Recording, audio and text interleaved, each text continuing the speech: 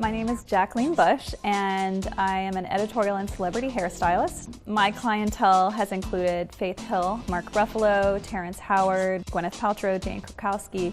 I want to be able to show you that hair isn't as intimidating or as hard as you think it is, and I want you to be able to have fun with it and do what your vision is with your hair.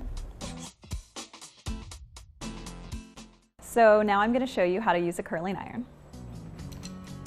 First thing that's really important is the tool that you're using.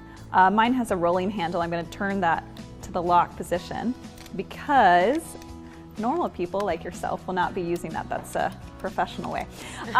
But this iron itself is a great iron. It's actually really cheap. You can get it at your local beauty supply store. It's by Hot Tools, and it is my favorite iron. You will see this most hairstylists, whether you're doing high-end celebrity, editorial, most of them are using this iron. It's fantastic, and it's cheap. Very important before you use any heat products on your hair. When I say heat products, or really what I mean is heat tools, curling iron, flat iron, even a blow dryer, you want to use a heat protector. What I have right now is something called, it's Heat Glide by Redken. What it does is it's going to provide a barrier between the hair follicle and whatever tool I'm using on it. So you could see, and you probably will see, as I curl our model's hair, you'll probably see the product smoking off a little bit.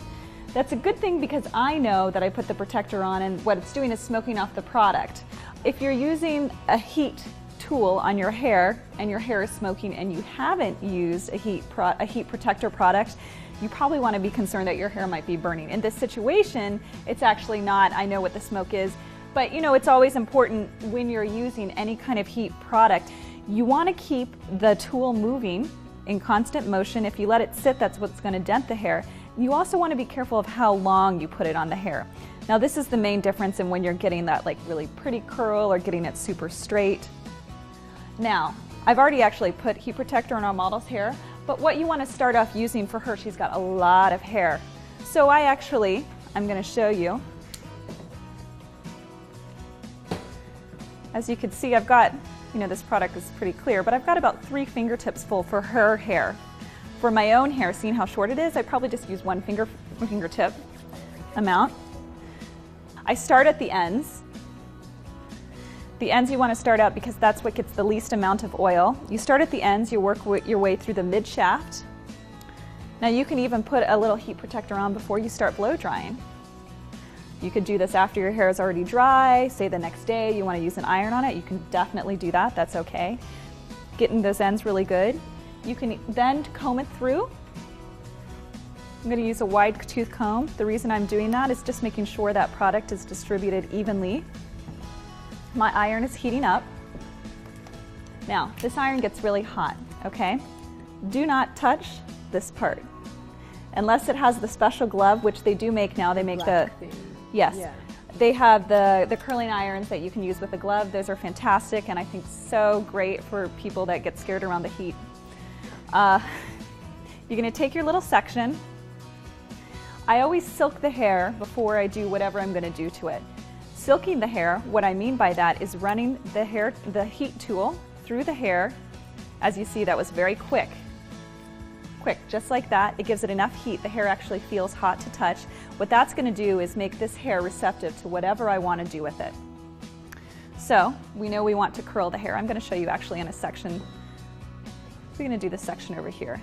How you base the section is on how big this iron is. This iron is 1 inch. So I can do our section, 1 inch circumference, and we can do it a little bit longer. It's about 1 inch all the way around. I'm going to take that hair, I'm going to silk it through, not touching the iron. Now, to get a curl, there's a couple of different things you can do. You can wrap it around the iron, you can even close it, you can wrap it around. You can keep your end out so you won't burn your fingers on that end.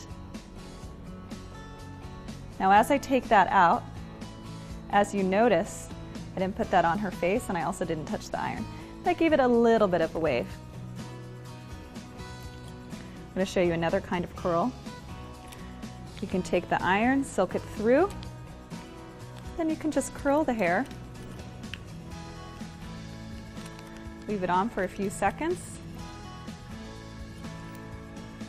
I'd probably leave my ends out if I were at home and didn't know how to use a curling iron, because that's where we usually tend to burn ourselves. And what you can do is, I like the ends a little bit straighter anyway, but what you can do is if the end's still a little straight, you can just curl the end afterwards. There you go. So you keep working your way around the head. And as you notice, the last thing I'm going to tell you is just when you curl it, if you want it, you can hold it for, I would say, no more than 10 seconds. Let that out. The last thing I'm going to say is just let these curls cool. If you start raking your fingers through the curl now, what it's going to do is stretch out that curl. You see how it's already getting straighter and straighter. So you want to just let that dry completely, cool completely. Once it does, then you can run your fingers through it, giving it a little more natural texture.